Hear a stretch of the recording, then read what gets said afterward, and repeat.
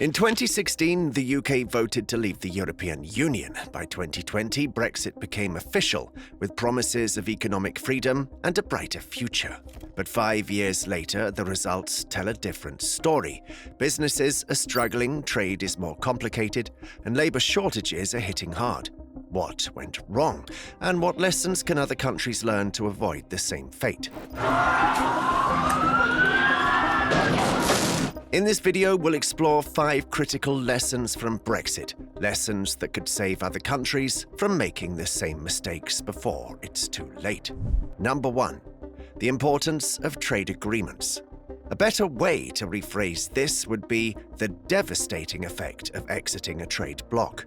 When the UK sealed its Brexit deal, the UK government promised that leaving the European Union would allow Britain to forge its trade deals without being bound by EU regulations. Instead, what followed was a mass of complications, new tariffs, and increased bureaucratic measures that UK businesses had never encountered before. The effects have been devastating, particularly for small and medium-sized enterprises that rely on seamless trade with the EU. Before Brexit, the UK enjoyed duty-free trade with other EU member states, exporting and importing goods without restrictions across Europe. But the moment the transition period ended on January 1st, 2021, more British companies found themselves buried in a lot of paperwork as goods bound for the EU now required customs declarations, rules of origin checks, and additional compliance documentation, which evidently slowed down trade and significantly increased costs. The Financial Times reported that in the first year after the UK left the EU, its exports fell by 14%, while imports dropped by 25%. One of the most affected industries was the UK fishing sector, as fishermen who were promised more control over UK waters saw a whole different level of difficulty in exporting their goods. Fresh seafood destined for European markets was now subject to lengthy customs procedures and delays at the borders, which meant that perishable products got spoiled before reaching their destinations, which very much caused massive financial losses to the economy. In February 2021, some Scottish fishermen even dumped their catches outside Parliament in protest, arguing that Brexit had destroyed their industry rather than made it better. Take Japan, for example.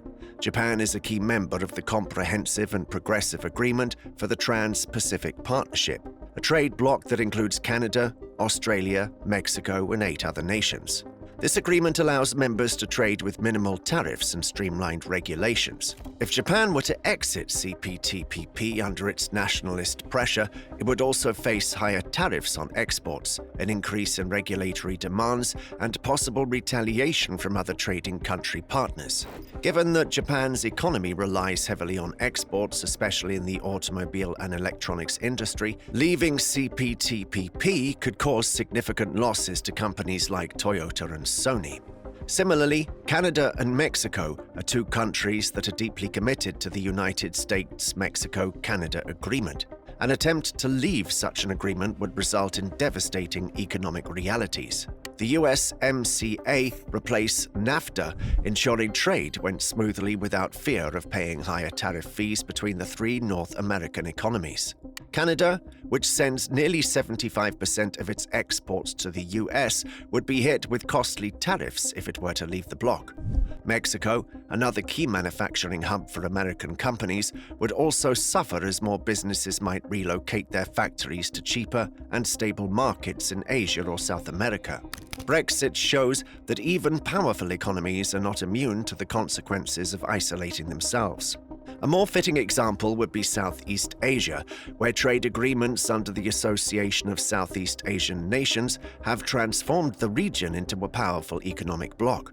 ASEAN consists of 10 Asian nations like Indonesia, Malaysia, Thailand, and Vietnam, and has created a trade agreement where goods flow freely across country borders without much restrictions. If a country like Vietnam were to exit ASEAN, its booming export economy, particularly electronics, textiles, and agriculture, would eventually collapse. Vietnamese manufacturers, known for relying on cheap cross-border labor and raw materials from neighboring countries, would suddenly face import duties and diplomatic barriers, making exports more expensive. The same applies to Thailand, whose auto industry depends on supply chains across Asian countries. If Thailand were to leave the ASEAN bloc, car production costs would increase due to the import duties on essential components. This move would push companies like Toyota and Honda to relocate to countries with better trade conditions. The lesson from Brexit on what could go wrong with its trading sector is clear. Leaving a significant trade bloc does not lead to economic freedom. Instead, it leads to economic isolation. Even if countries like Japan or Mexico secure any form of an independent trade agreement, they will never be as efficient as the ones they enjoyed being part of a more significant bloc of nations. In recent times after Brexit, the UK has tried to negotiate deals with countries like Australia and New Zealand, but these agreements have been criticised for offering little benefit to British farmers while flooding the market with foreign imports. Could the labour shortages that followed Brexit be an even bigger lesson for other nations? Number 2. Lack of proper planning to sabotage a labour crisis. When Brexit finally took effect, the UK's political leaders celebrated the restoration of British sovereignty. They failed to mention that this newfound independence would come with an unexpected and profoundly damaging consequence, one that still haunts the nation today. For decades, Britain has relied heavily on workers from the European Union to fill jobs in some of its critical industries, such as healthcare, agriculture, hospitality, and logistics. These workers, many of whom are from countries like Poland, Romania, and Spain, filled up these crucial roles in hospitals, farms, and restaurants and construction sites.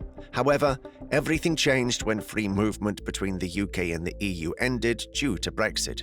Almost overnight, hundreds of thousands of EU workers left the UK because of new visa restrictions or because they no longer felt welcome in a country that had voted to leave the EU. The results were devastating, as the hospitality sector was one of the most hit. 2 years after Brexit, job vacancies reportedly reached 150,000, as the British Hospitality Association stated. Many businesses had to cut down hours of operation or shut down entirely because they could not find enough staff. However, the most visible impact was agriculture, where farms struggled to find enough workers to pick up their fruits and vegetables. The UK previously depended on seasonal workers from Eastern Europe to harvest their crops, but Brexit made it nearly impossible for these workers to return to the UK. By 2023, an estimated £90 million worth of produce was left to rot in most British fields because there weren't enough workers to pick it, as reported by the UK's National Farmers Union. British farmers pleaded with the government to introduce a visa programme for migrant workers, but the damage was already done. This labour crisis was entirely predictable, yet the UK pressed ahead with Brexit without a proper plan to replace the missing workforce that would follow. The result of this action, a struggling economy, businesses on the brink of collapse, and rising prices for consumers. And this isn't just a British problem, it's a warning for other nations considering cutting off their labour supply. Take Poland and Hungary, for example. Both countries have benefited in many ways from the EU's policy on free movement, which allows their citizens to work freely across Europe while attracting workers from other EU nations at the same time. Industries in Poland, such as construction, manufacturing, and agriculture, rely heavily on workers from Ukraine, Belarus, and the Baltics. If Poland were to leave the EU and lose access to this labour force, it could see severe workforce shortages similar to what the UK is experiencing, as construction sites would slow down, factories would struggle to meet demand, and farms would lack the necessary hands to keep up the seasonal work.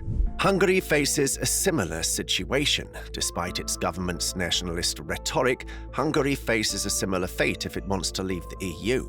The country also depends on foreign workers to support significant industries like automobile manufacturing, with companies like Audi and Mercedes-Benz employing thousands of workers across Europe.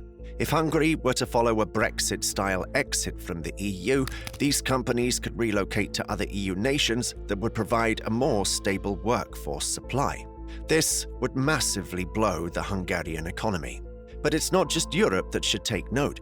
Asia has its own examples of nations heavily dependent on foreign labor. Singapore, which happens to be one of the world's most advanced economies, is a perfect example if things should go south. Singapore's construction, healthcare and service sectors rely majorly on migrant workers from countries like Malaysia, Bangladesh and Indonesia. Without these workers, the infrastructural projects across Singapore would come to a halt, hospitalities would face staffing crisis, and businesses would struggle to remain open. If Singapore were also to approve harsh immigration policies similar to what Brexit had on the UK, its economy could suffer the same labour shortages that Britain is struggling to recover from. The reality is simple. Most modern economies cannot do without foreign workers if they are to function efficiently. Cutting off access to a skilled workforce does not make a country more independent, it makes it weaker. The labour crisis in the UK is a blatant reminder that in a world so connected, no country can grow in isolation. However, labour shortages weren't the only crisis that Brexit created. The UK also saw deep divisions spring up to threaten its unity like never before. Could leaving a major bloc tear a country apart? Let's examine the next lesson. Number 3. National and regional instability. The most immediate challenge to the UK's national unity came from Scotland. Back in the 24 Scottish independence referendum, 55% of Scots against 45% voted to remain with the United Kingdom. One of the primary reasons for this decision was the promise that staying in the UK would guarantee Scotland's place in the European Union. However, when the UK voted for Brexit 2 years after the referendum, the citizens of Scotland overwhelmingly rejected the move, with 60% of Scottish voters choosing to remain in the EU.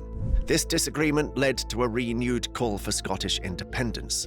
Former Scotland's First Minister, Nicola Sturgeon, argued that Scotland was being forced out of the EU against its will and wanted another referendum conducted on its independence.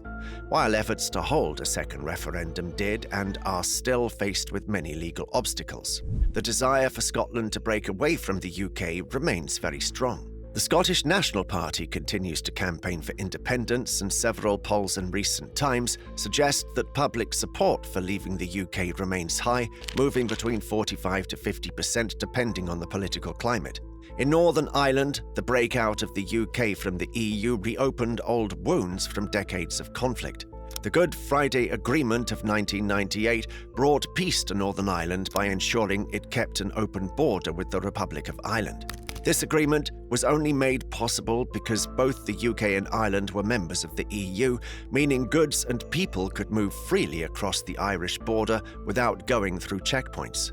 However, once the UK left the EU, it had to negotiate new trade rules for Northern Ireland, which led to the controversial Northern Ireland Protocol.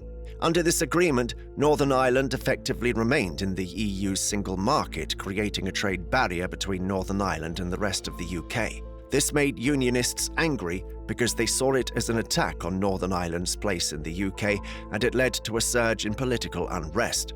Some groups even threatened to get violent as they claimed that Brexit betrays the Unionist cause. Meanwhile, in Wales, Brexit initially had strong support, with 52.5% voting to leave. However, since the breakout, the economic struggles faced by citizens have caused regret among many voters. For the first time in 2024, polls showed a growing independence movement in Wales, where younger generations are increasingly open to breaking away from the UK and rejoining the EU. But can leaving a major economic or political bloc tear a country apart? The answer may lie in other parts of the world where similar moves could lead to dangerous instability. Take a look at Catalonia in Spain, where Barcelona is located. This region has been pushing for its independence from Spain for a long time. In 2017, Catalonia held a contested referendum to seek this independence, but the Spanish government ruled it illegal. Despite this, the vote took place and resulted in a strong majority in favor of independence. However, the Spanish government responded by arresting numerous Catalan leaders and dissolving the regional government. If Spain were ever to leave the EU, it could bring back a move for separation from Catalan on even a larger scale. Currently, Catalonia benefits from the EU as it receives funding for its infrastructure projects and maintains strong trade with all European partners. But without EU protections, Spain might struggle to contain future moves for independence by segments of the country, making Brexit a warning sign for Madrid. Another country facing nationalist pressure is Italy, where the Northern League has long pushed for its northern regions to break away. This is due to wealthy regions in the northern parts, such as Lombardy and Veneto, arguing that they contribute more in taxes compared to what they receive from the central government in Rome. If Italy were to ever follow the UK steps and leave the EU, more separatist groups in the country would gain momentum and declare that they would be better off without Rome or Brussels controlling its economy. Belgium, too, is another country that would face even more consequences if it followed UK's footsteps. The country is divided between the Dutch-speaking Flemish region known as Flanders and the French-speaking Wallonia.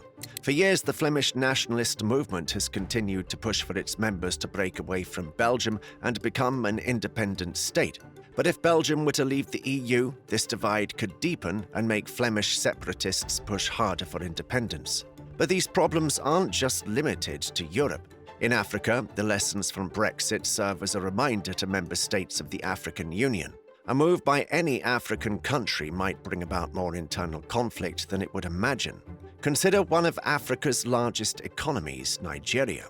Nigeria has struggled with secessionist movements over many decades, particularly the Biafra separatists in the southeast region of the country. If a country like Nigeria were to distance itself from the AU's economic agreements, it would encourage movements such as Biafra to push more for its independence, arguing that they no longer need to be part of a unified Nigeria.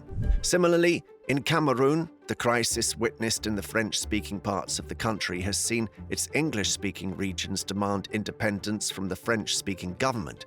If Cameroon cut ties with AU trade agreements, it might worsen the economic struggles in those regions and enable more separatist unrest. However, the fallout from Brexit does not stop with political chaos, as the UK is also faced with severe financial consequences for its action. What does this mean? Lesson number 4. Unexpected economic consequences. In the immediate aftermath of the referendum, the UK experienced a significant economic downturn. Reports published in 2018 estimated that the financial cost of the UK leaving the EU vote were between 2% and 2.5% of its GDP. A sharp decline in the value of the Great British Pound accompanied this result. On the day after the referendum, the pound sterling fell to its lowest level against the US dollar since 1985, signaling the highest one-day drop in over 3 decades. This devaluation led to an increase in the cost of imports, rising inflation, and a higher cost of living for all UK residents. A study found that the referendum result had pushed up UK inflation to a peak of 11% in 2022, which resulted in an annual cost of £404 for the average British household. Essential goods like food and energy became more expensive, reducing household budgets and disposable income. The increased costs of imports, combined with uncertainty surrounding future trade agreements, created an environment of economic instability that further increased inflationary pressures. The financial crisis currently experienced by the UK post-Brexit serves as a warning sign, especially for countries like Greece. Greece, for instance, was once faced with a severe debt crisis in the early 2010s that led to discussions about a potential exit from the Eurozone. Economists warned that leaving the euro would be a very destructive move for Greece, which would potentially lead to a collapse of systematically important financial institutions through the European Union. The prospect of reintroducing a national currency also raised concerns about devaluation, hyperinflation, and a loss of investor confidence. But so far, so good. Greece remains in the EU, recognizing that the financial uncertainty of an exit could outweigh the perceived benefits of any monetary sovereignty. Italy and Portugal, both members of the EU and the Eurozone, have faced their own challenges as regard their economic structure. These have also led to discussions about leaving EU financial backing in political discourse within these nations. However, just like what is seen being played in the UK now, exiting the Eurozone would likely lead to immediate financial crises such as capital flight, banking crises, and severe currency devaluation. The stability provided to Italy and Portugal by simply being members of the EU, including access to financial support and integrated market structures, has been crucial for their economic resilience. The implications of Brexit once again extend far beyond Europe, offering valuable lessons down to African countries. Let's take a look at a currency union that exists in Africa. UEMOA stands for Western African Economic and Monetary Union, and it comprises 8 West African countries that share a common currency called the West African CFA franc. This currency is pegged to the euro and has provided some level of monetary and trade stability among member states. However, discussions by member states like Mali about leaving such a union have been made public in various contexts in recent times. The UK experience gives a glimpse into the potential economic struggles that would hit such a nation, leaving a solid currency union. For members of the UEMOA, remaining in the union may offer more financial security than venturing into independent monetary policies. The experiences of Greece, Italy, Portugal, and members of the currency unions like UEMOA further show the delicate risks associated with such decisions. Number 5. Exiting a trade bloc is synonymous with losing global influence. Brexit was meant to mark the United Kingdom's re-emergence as a global powerhouse free from any constraints. Instead, it has revealed a shocking reality where the UK's voice on the international stage seems to have grown quieter and its influence weakened in both trade negotiations and diplomatic affairs. While leaving the EU gave Britain complete control over its policies, it also removed it from the collective power that came from being a member of one of the world's largest economic and political blocs. As part of the bloc, Britain enjoyed free access to global markets where it negotiated deals on behalf of all EU members and gave them leverage that no individual country could achieve alone. After leaving, the UK had to renegotiate its own trade deals, many of which ended up being replicas of what was already in place before Brexit. The trade agreement with Japan, signed in 2020, was initially presented as a significant post-Brexit success. However, a closer analysis showed that it was largely a copy of the deal Japan had already established with the EU, which offered no significant new benefits to businesses in Britain. A similar situation unfolds with the UK's agreement to join the Comprehensive and Progressive Agreement of Trans-Pacific Partnership. While hailed as a victory for free trade, it is expected to contribute less than 0.1% of Britain's GDP. So even 5 years later, it remains increasingly evident that the UK's ability to strike meaningful independent trade deals has been far more complicated than what Brexit speculations initially claimed. The consequences of losing global influence after leaving a stronger bloc are not unique to the UK. The same challenges could arise for any country that chooses to leave such a major economic or political union. France and Germany, 2 of the most influential members of the EU, rely heavily on their positions within the bloc to maintain economic strength and diplomatic leverage. France has long leveraged the EU's power to maintain a strategic role in Africa and the Middle East, where its trade agreements and political influence are often supported by the backing of Europe. Similarly, the EU's economic powerhouse, Germany, benefits from the bloc's regulatory alignment and trade agreements, which ensures the stability of its vast export-driven economy. If either France or Germany were to follow the UK's path and leave the EU, they would risk losing these advantages and find themselves in a position where they would have to renegotiate deals and diplomatic ties from scratch.